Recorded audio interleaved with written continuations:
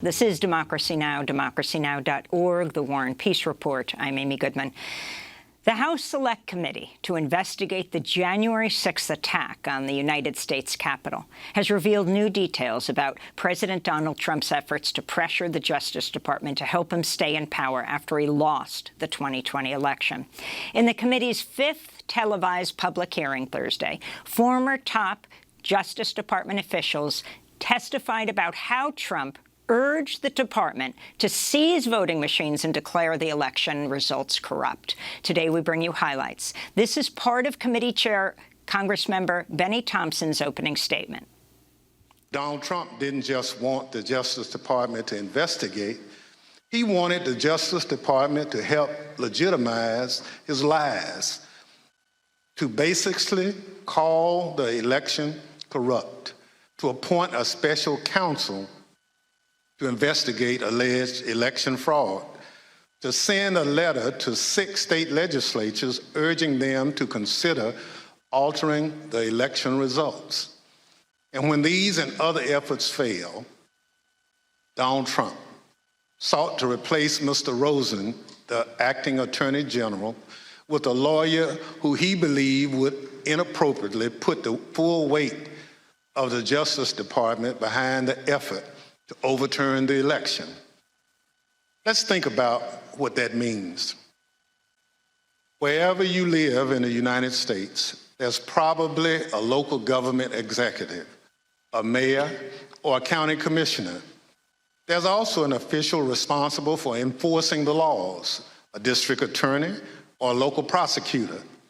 Imagine if your mayor lost a re-election bid, but instead of conceding the race, they picked up the phone, called the district attorney, and said, I want you to say this election was stolen. I want you to tell the Board of Elections not to certify the results. That's essentially what Donald Trump was trying to do with the election for President of the United States. It was a brazen attempt to use the Justice Department to advance the president's personal political agenda. One of the former top DOJ officials who testified at Thursday's hearing was Trump's former acting Deputy Attorney General Richard Donoghue, questioned by one of the committee's 2 Republicans, Congressmember Adam Kinzinger. Donoghue described a phone conversation with President Trump. This begins with a video clip of Republican lawmakers, including Matt Gaetz and Marjorie Taylor Greene, promoting Trump's big lie. January 6th, I'm joining with the fighters in the Congress, and we are going to object to electors from states that didn't run clean elections. Democracy is left undefended if we accept the result of a stolen election without fighting with every bit of vigor we can muster. The ultimate date of significance is January 6th. This is how the process works. The ultimate arbiter here, the ultimate check and balance is the United States Congress. And when something is done in an unconstitutional fashion, which happened in several of these states, we have a duty to step forward and have this debate and have this vote on the 6th of January. Today is the day American patriots start taking down names and kicking ass. Mr. Donoghue, on December 27th, you had a 90-minute conversation with the president where he raised false claim after false claim with you and Mr. Rosen. How did you respond to what you called a, quote, stream of allegations? The December 27th conversation was, in my mind, an escalation of the earlier conversations. As the former acting AG indicated, there were a lot of communications that preceded that. As we got later in the month of December, the president's entreaties became more urgent. He became more adamant that we weren't doing our job. We need to step up and do our job. And he had this arsenal of allegations that he wanted to rely on. And so I felt in that conversation that was incumbent on me to make it very clear to the president what our investigations had revealed, and that we had concluded, based on actual investigations, actual witness interviews, actual reviews of documents, that these allegations simply had no merit. And I wanted to try to cut through the noise, because it was clear to us that there were a lot of people whispering in his ear, feeding him these conspiracy theories and allegations, And I felt that being very blunt in that conversation might help make it clear to the president that these allegations were simply not true. And so as he went through them in what for me was a 90-minute conversation or so, and what for the former acting AG was a 2-hour conversation, as the president went through them, I went piece by piece to say, no, that's false. That is not true. And to correct him really in a serial fashion as he moved from one theory to another. Can you give me an example of one or two of those theories? So one that was very clear at that point was the Antrim County, the ASOG report that I mentioned earlier. The Allied Security Operations Group released this report that said 68% error rate. There was, in fact, in Antrim County, a hand recount. Had nothing to do with the department. The department did not request that. That was pursuant to litigation brought by other parties, but there was a hand recount. So they were able to compare the hand recount to what the machines had reported. And for the ballots that were actually counted by the machine, more than 15,000, there was one error, one ballot. And I did a quick calculation and came up with 0.0063% error rate, which is well within tolerance. And so I made it very clear to the president, because he was so fixated on the ASOG report in the December 15th conversation, that in fact, our investigation revealed that the error rate was 0.0063%. So that, Mr. President's example of what people are telling you that is not true and that you cannot and should not be relying on. So that was one very explicit one, and I think you see that reflected in my notes. We went through a series of others. The truck driver who claimed to have moved an entire tractor trailer of ballots from New York to Pennsylvania, that was also incorrect. We did an investigation where the FBI interviewed witnesses at the front end and the back end of that trailer's transit from New York to Pennsylvania. We looked at loading manifests. We interviewed witnesses, including, of course, the driver, and we knew it wasn't true. Whether the driver believed it or not was never clear to me, but it was just not true. So that was another one that I tried to educate the president on.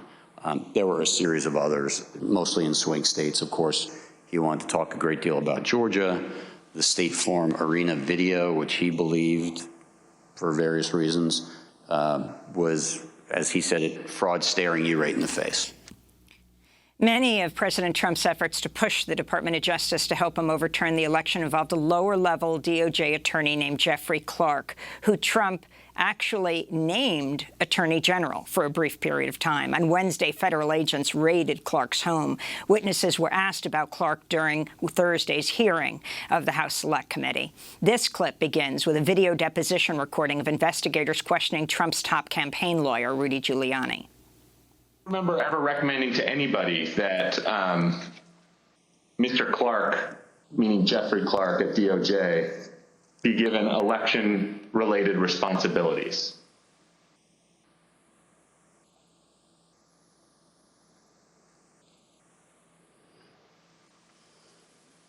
You mean beyond the president? Correct.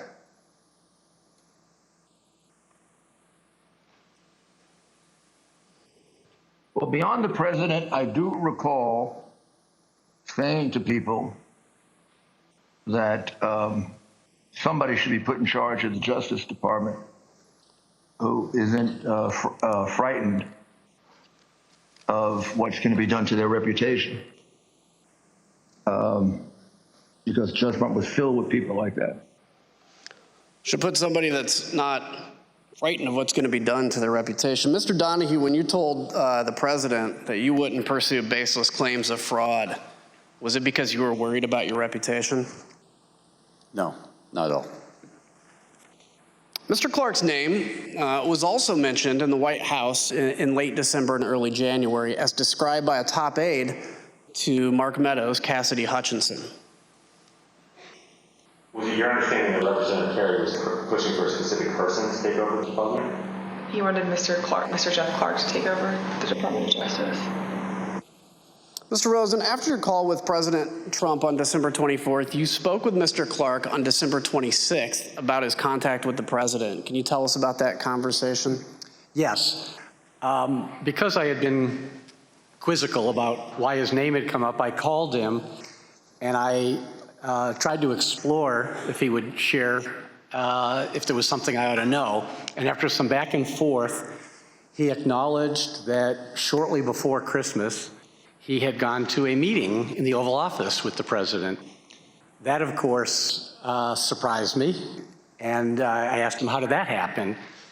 And he was defensive. He said that it had been unplanned, that he had been talking to someone he referred to as General Perry, but I believe is Congressman Perry, and that unbeknownst to him, he was asked to go to a meeting and he didn't know it, but it turned out it was at the Oval. He found himself at the Oval Office, and he was apologetic for that. And I said, well, you didn't tell me about it. It wasn't authorized, and you didn't even tell me after the fact. You know, this is not appropriate. But he was contrite and said it had been inadvertent and it would not happen again, and that if anyone asked him to go to such a meeting, he would notify Rich Donoghue and me.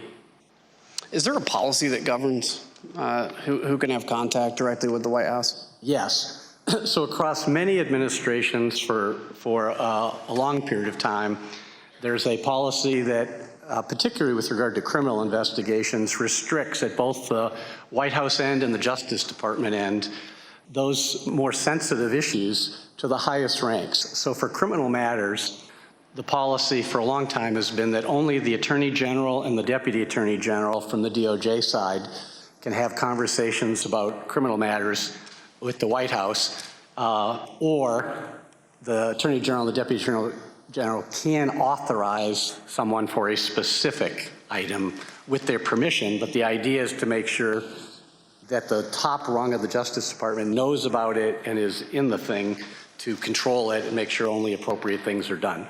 Mr. Ringo, from your perspective, why is it important to have a policy like Mr. Rosen just discussed?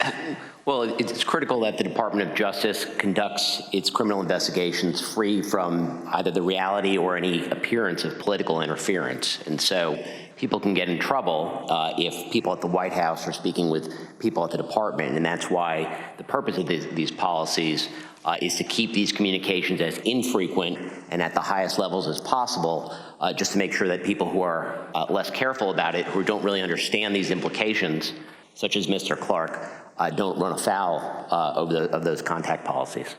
Thank you. So the Select Committee conducted an informal interview with the White House counsel, Pat Cipollone, and his deputy, Pat Philbin, about their contact with Mr. Clark, though neither has yet agreed to sit for transcribed and videotaped interviews. But Pat Cipollone told the Select Committee that he intervened when he heard Mr. Clark was meeting with the president about legal matters without his knowledge, which was strictly against White House policy. Mr. Cipollone and Mr. Philbin, like Mr. Rosen, told Mr. Clark to stand down, and he didn't. On the same day, Acting Attorney General Rosen told Mr. Clark to stop talking to the White House, Representative Perry was urging Chief of Staff Mark Meadows to elevate Clark within the Department of Justice. You can now see on the screen behind me a series of texts between Representative Perry and Mr. Meadows. They show that Representative Perry requested that Mr. Clark be elevated within the department. Representative Perry tells Mr. Meadows on December 26th that, quote, Mark, just checking in as time continues to count down. 11 days to January 6th and 25 days to inauguration, we've got to get going. Representative Perry followed up and says, quote, Mark, you should call Jeff. I just got off the phone with him, and he explained to me why the principal deputy won't work, especially with the FBI. They will view it as not having the authority to enforce what needs to be done. Mr. Meadows responds with, I got it. I think I understand. Let me work on the deputy position. Representative Perry then texts, Roger, just sent you something on Signal. Just sent you an updated file. Did you call Jeff Clark?